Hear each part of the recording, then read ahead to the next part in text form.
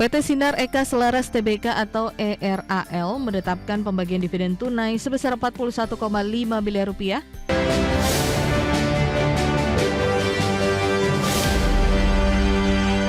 PT Sinar Eka Selaras Tbk menetapkan pembagian dividen tunai sebesar 41,5 miliar rupiah untuk tahun buku 2025. Perseroan juga mencatat pertumbuhan penjualan dan melanjutkan ekspansi bisnis Active Lifestyle melalui penambahan merek dan jaringan retail. PT Sinar Eka Selaras Tbk atau ERAL menetapkan pembagian dividen tunai sebesar 41,5 miliar rupiah atau setara Rp8 per saham. Keputusan tersebut disetujui dalam rapat umum pemegang saham tahunan yang digelar pada 23 Juni 2026. Sepanjang tahun buku 2025, perseroan membukukan penjualan bersih sebesar 6,49 triliun rupiah. Realisasi tersebut meningkat 34,1% dibandingkan tahun sebelumnya, didukung strategi ekspansi bisnis yang konsisten. Pada kuartal pertama 2026, perseroan membukukan penjualan bersih sebesar 1,7 triliun rupiah atau meningkat 24,2% secara tahunan. Sementara laba bersih tercatat mencapai 43 miliar rupiah dengan same store sales growth sebesar 20,1%. Perseroan terus memperkuat portofolio melalui penambahan merek global seperti Wilson Anta dan Gentlewoman. Langkah ini menjadi bagian dari strategi perseroan untuk membangun ekosistem active lifestyle yang lebih komprehensif. Hingga kuartal pertama 2026, jumlah toko perseroan meningkat menjadi 219 gerai dari 205 gerai pada akhir 2025. Penambahan gerai terbesar berasal dari merek Wilson Anta dan Garmin yang mendukung pertumbuhan bisnis retail perseroan. Tim Liputan IDX Channel.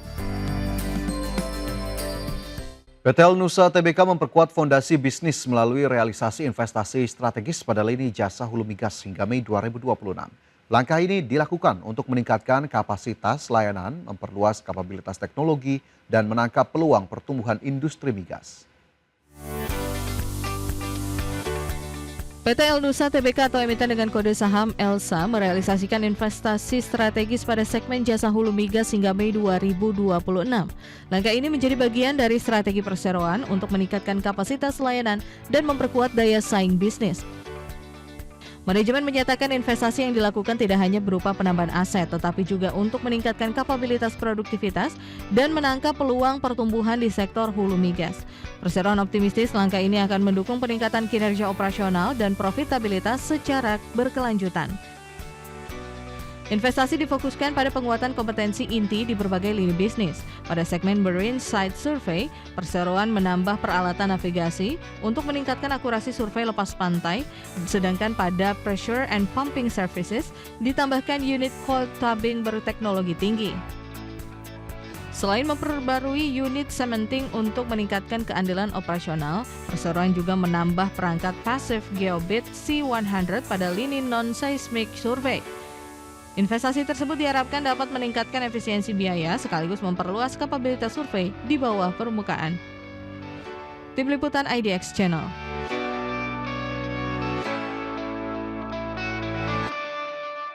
Selanjutnya pemirsa, dari indeks harga saham gabungan setelah sempat rebound pada perdagangan Kamis, indeks harga saham gabungan kembali bergerak terkoreksi pada perdagangan Jumat dengan pelemahan cukup tajam 2,73% ke level 5.835.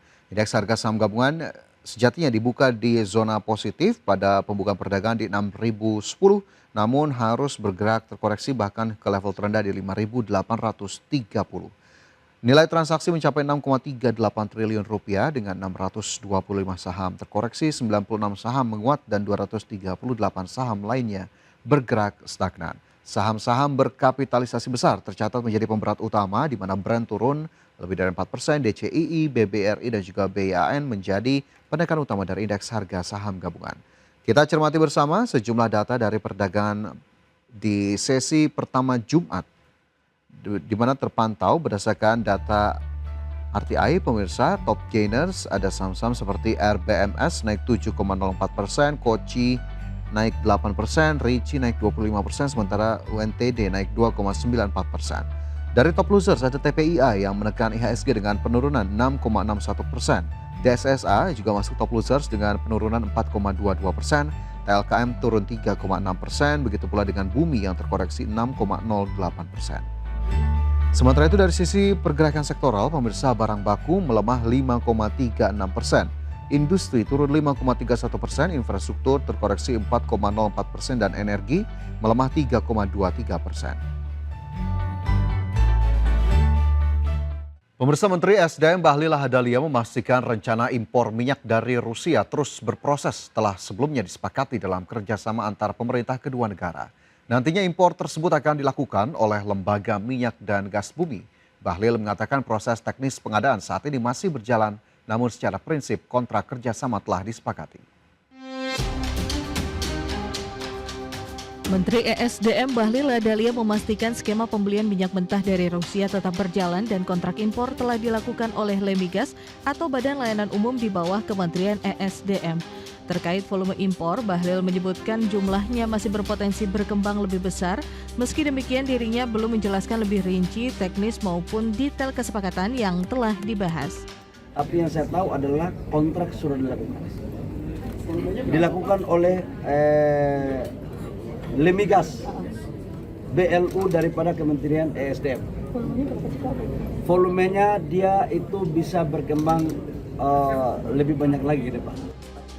Sebelumnya, Bahlil mengungkapkan minyak mentah atau crude dari Rusia segera masuk ke Indonesia sebagai bagian dari upaya menjaga ketahanan pasokan energi nasional di tengah dinamika geopolitik global, di mana totalnya realisasi komitmen impor minyak sebesar 150 juta barel dari Rusia yang akan dilakukan secara bertahap hingga akhir 2026.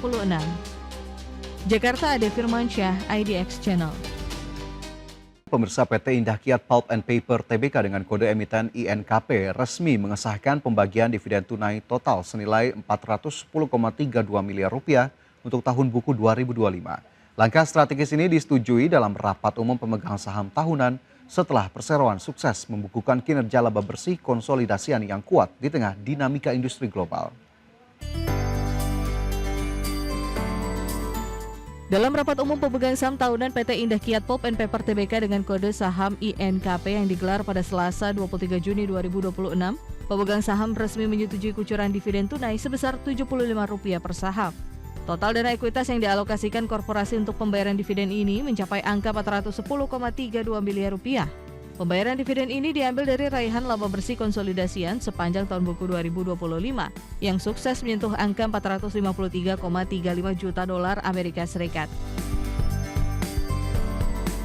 Sesuai dengan ketentuan Undang-Undang Perseroan Terbatas, pihak INKP menyisihkan dana sebesar $10 juta Amerika Serikat atau setara Rp177,89 miliar sebagai dana cadangan wajib.